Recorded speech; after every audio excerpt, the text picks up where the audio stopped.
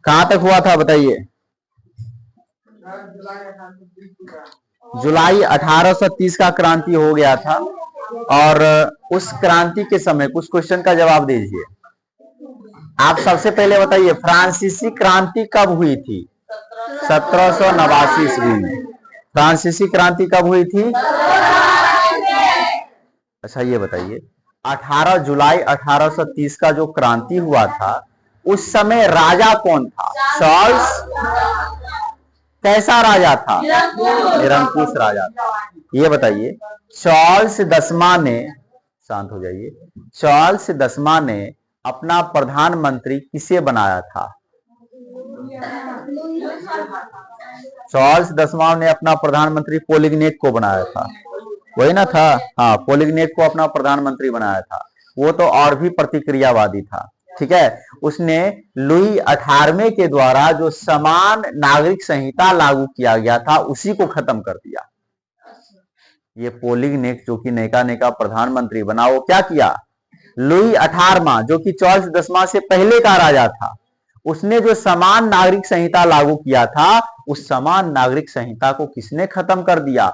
पोलिग्नेक ने खत्म कर दिया। और इसी के विरोध में फ्रांस में आंदोलन हो गया था। अच्छा ये बताइए, जुलाई 1830 के क्रांति का परिणाम क्या हुआ? चार्ल्स दसवां को अपना राजगद्दी छोड़ करके इंग्लैंड भागना पड़ा। कहां भाग गया? इंग्लैंड भाग गया। और नया राजा कौन बना? Louis Philippe. नया राजा कौन बना? चलिए अब देखिए, 1830 की क्रांति का प्रभाव पढ़ने वाले हैं। प्रभाव पढ़े थे क्या? चलिए, 1830 की क्रांति का प्रभाव, तो टॉपिक है 1830 के क्रांति का प्रभाव। क्रांति का प्रभाव। अच्छा, ये क्रांति कहां के क्रांति की बात हो रही है बताइए? फ्रांस के क्रांति की बात हो रही है। पहले ही क्लास में आपको बतला दिया गया है। कहां की क्रांति? फ्रांस की क्रांति की बात हो रही है, ठीक है। तो 1830 के क्रांति का प्रभाव क्या पड़ा, सुनिए। इस प्रकार जुलाई की क्रांति इस बात की सूचक थी कि देश में कट्टर राजसत्तावादियों का प्रभाव कम हो रहा है। जुलाई 1830 के क्रांति के बाद क्या हुआ? जो प्रतिक्रियावादी, घोर प्रतिक्रियावादी शासक था चार्ल्स दसवां, उसको डर करके भागना पड़ा। समाजवादियों से, उदारवादियों से और लोकतंत्रवादियों से उसे भागना पड़ा। बात समझे ना? तो कहने का मतलब यह हुआ कि कट्टर राजसत्तावादियों का प्रभाव कम हुआ। कट्टर राजसत्तावादियों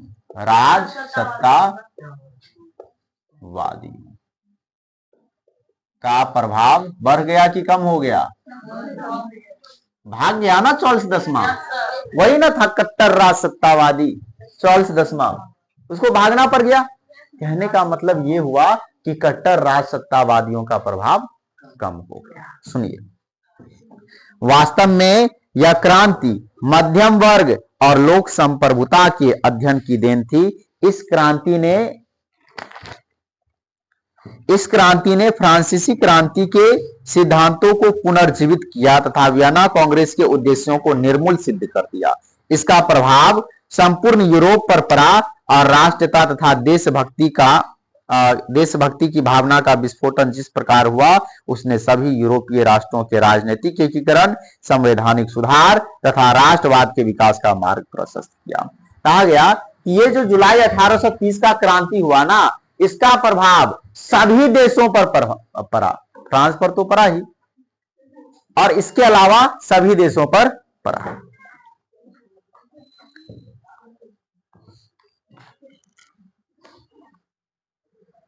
इटली तथा जर्मनी के एकीकरण तथा यूनान, पोलैंड एवं हंगरी में तत्कालीन व्यवस्था के प्रति राष्ट्रीयता के प्रभाव के कारण आंदोलन उठ खड़े हुए। आगे चल करके फ्रांस में भी लुई फिलिप के खिलाफ आवाज उठने लगी, जिसने फ्रांस में एक और क्रांति की पृष्ठभूमि तैयार की। देखिए, 1830 के क्रांति का प्रभाव, सबसे पहला बात, कि कट्टर राजसत्तावादियों का प्रभाव कम हो गया। दूसरा बात कि यूरोप का और भी जो अन्य देश सब था, उस देश में भी राष्ट्रवाद का उदय हुआ। सभी देशों में लगभग राष्ट्रवाद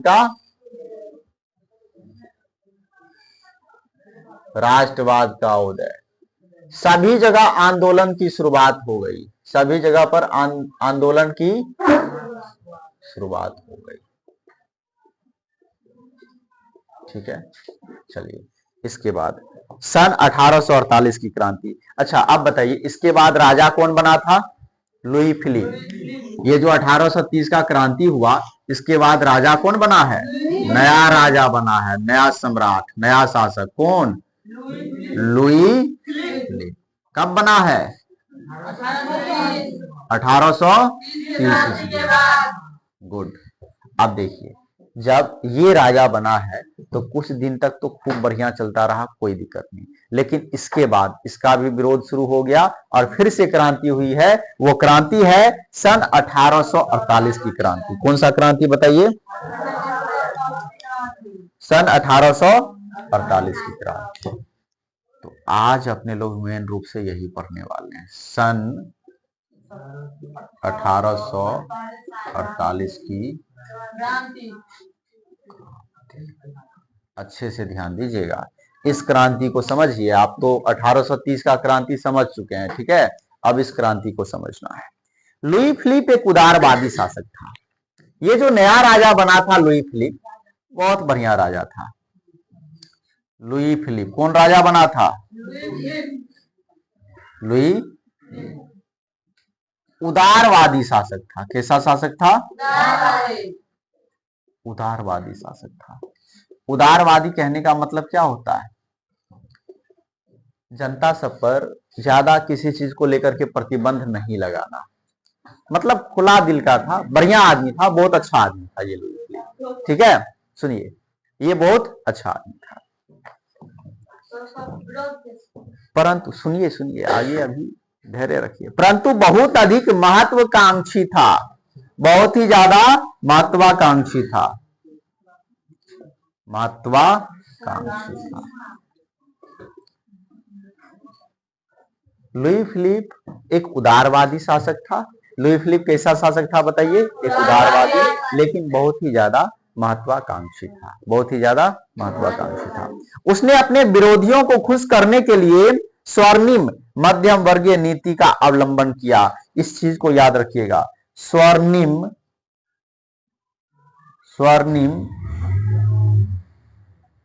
मध्यम वर्गीय नीति, स्वर्णिम मध्यम वर्गीय नीति। ये जो है स्वर्णिम मध्यम वर्गीय नीति, इस नीति का अवलंबन किसने किया बताइए? Louis Philippe.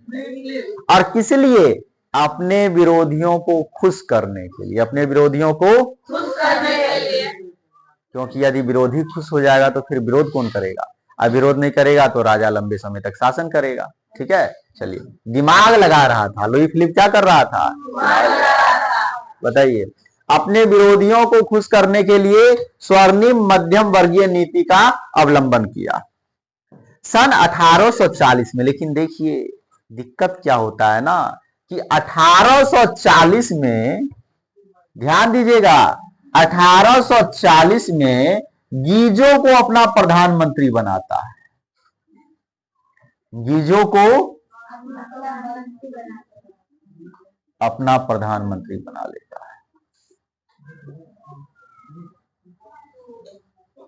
गीजो बड़ा ही खतरनाक आदमी था ये,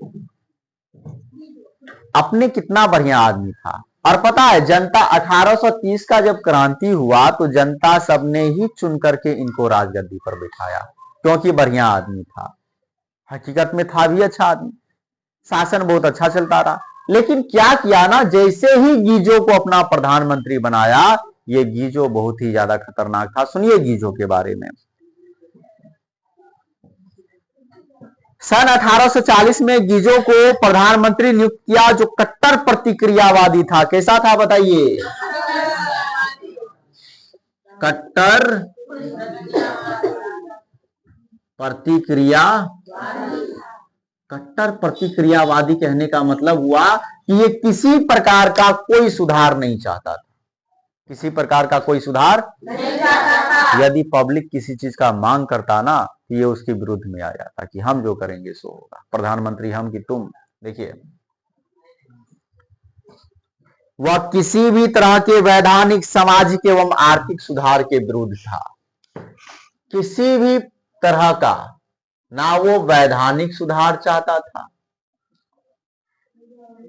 ना वो सामाजिक सुधार चाहता था,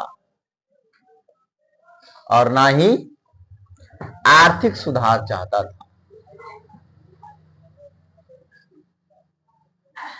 इस सभी सुधार के विरुद्ध था। वैधानिक सुधार मतलब हुआ नियम कानून में सुधार। ये कहता था कि नियम कानून में कोई सुधार नहीं होगा।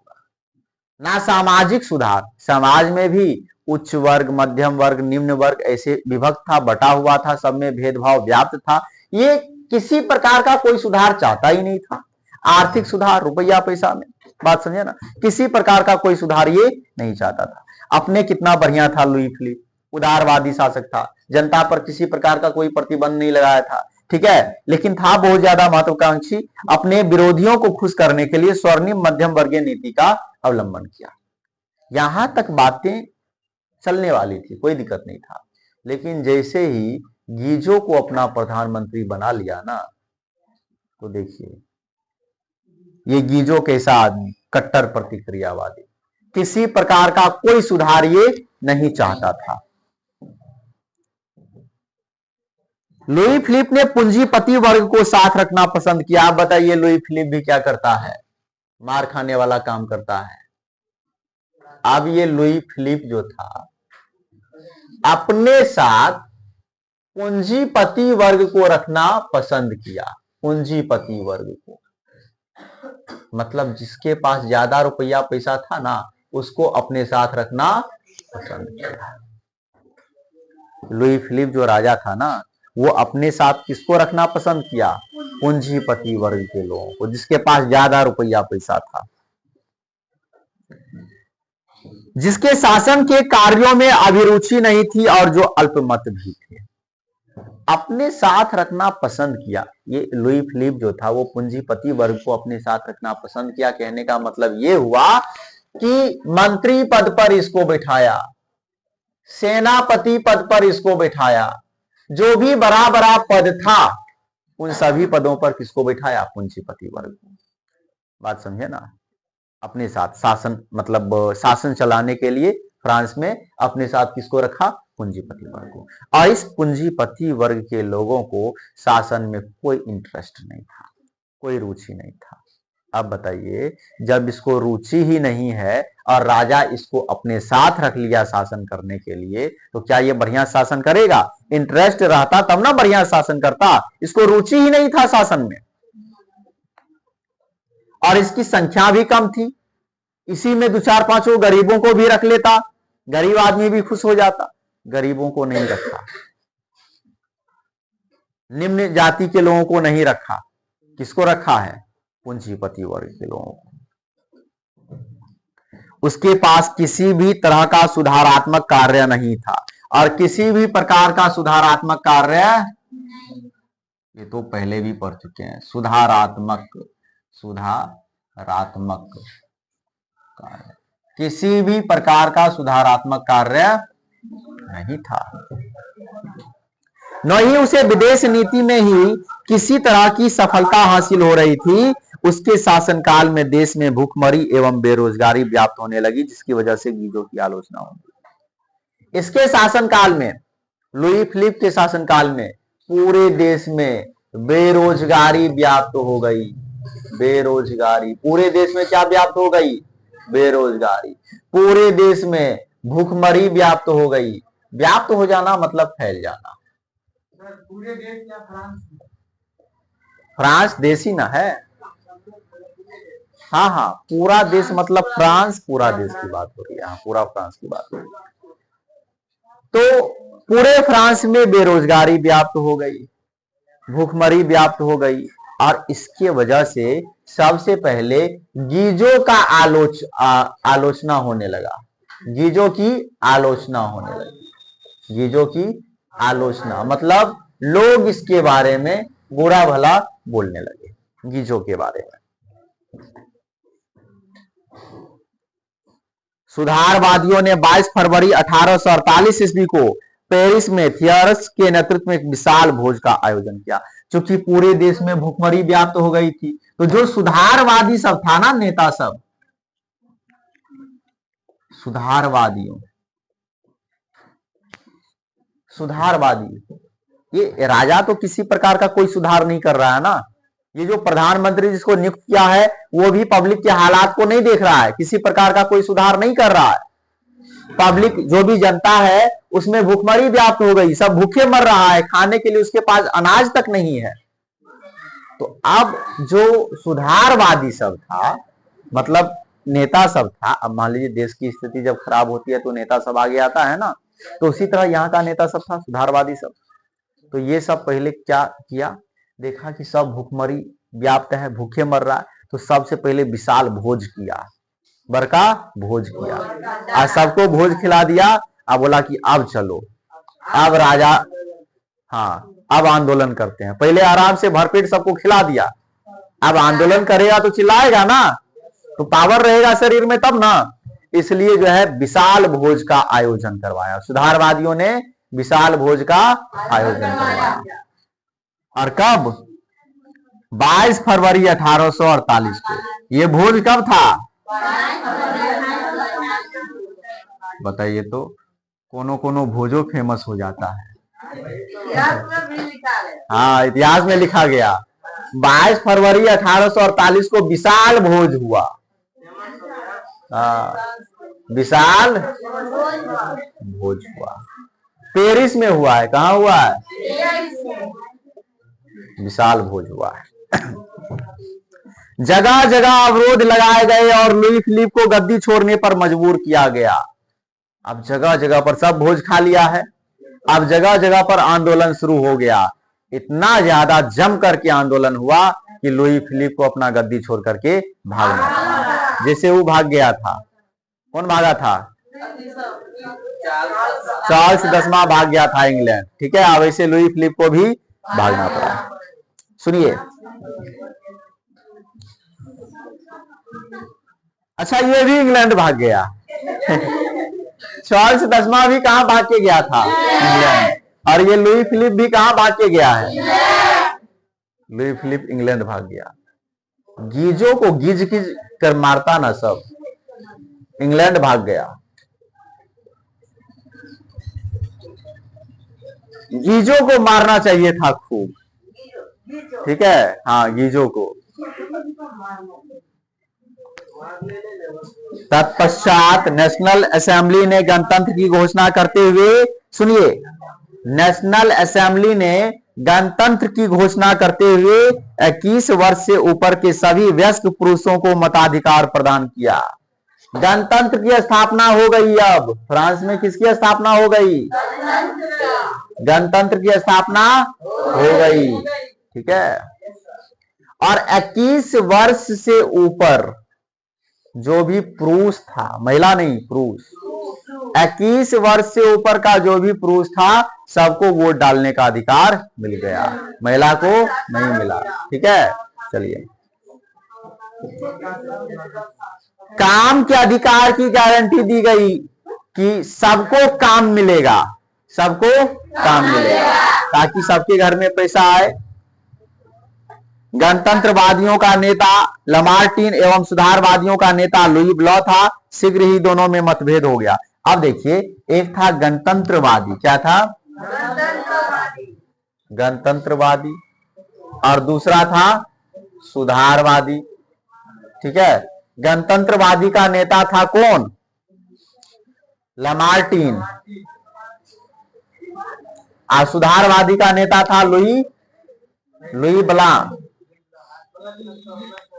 पहले तो दोनों मिला हुआ था, तब ना राजा को मार के भगा दिया, बात समझे ना, इंग्लैंड। लेकिन बाद में इन्हीं दोनों में मतभेद हो गया। पहले दोनों मिला हुआ था तो ताकत ज्यादा थी, राजा को भगा दिया। अब दोनों में हो गया मतभेद। शीघ्र ही दोनों में मतभेद आरंभ हो गया और लुई नेपोलियन फ्रांस का सम्राट बना। और जब दोनों में मतभेद हो गया, दोनों आपसे में लड़ गया, तो अब राजा कौन बनेगा? तीसरा आदमी आकर के राजा बन गया, नेपोलियन, लुई नेपोलियन। कौन बन गया बताइए? Louis Napoleon. तो ध्यान दीजिए, आपने देखा सबसे पहले नेपोलियन ही था फ्रांस में। कौन था? नेपोलियन के बाद कौन आया? लुई 18वां। लुई 18वें के बाद किसके बारे में पढ़े हैं? अच्छा, मेटरनिक, सब वही ना, लुई 18वें को बिठाया था। लुई 18वां के बाद कौन आया बताइए? चार्ल्स 10वां। चार्ल्स 10वां के बाद कौन आया है? Louis Philippe. और लुई फिलिप के बाद कौन आया है? देखिए, पहले था नेपोलियन, जिसने गणतंत्र की स्थापना की थी, नेपोलियन। फिर आ गया कौन? मेटरनिक। और मेटरनिक किसको बिठाया बताइए? लुई 18वें को। ठीक है, इसके बाद कौन आया? चार्ल्स 10वां। इसके बाद कौन आ गया बताइए? Louis Philippe. और लुई फिलिप के बाद कौन आ गया? लुई फिलिप के बाद लुई नेपोलियन। अब फिर से कौन आया है? देखिए, जहां जहां नेपोलियन है ना, वहां वहां गणतंत्र की स्थापना हुई थी। ठीक है, जिस समय ये था उस समय भी गणतंत्र की स्थापना हुई थी, लेकिन मेटरनिक आया तो नेपोलियन के युग का अंत कर दिया था। ठीक है, और इस बीच में पूरा क्या चला? राजतंत्र। लेकिन फिर से नेपोलियन आया और फिर से गणतंत्र की स्थापना हुई। चलिए, इसके बाद अपने लोग पढ़ेंगे अगली क्लास में इटली का एकीकरण। रुकिए, होमवर्क दे देते हैं। बताइए होमवर्क में, बताइए, बैठ जाइए पहले। बताइए, गणित में एनसीईआरटी का ऑल फेयर और केसी सिन्हा में बताइए 1 से लेकर के कितना तक मिला है? कितना? 1.2 है क्या? 1.2 पूरा बनाकर लेते आना है, जो भी लिखा दिया। और बताइए,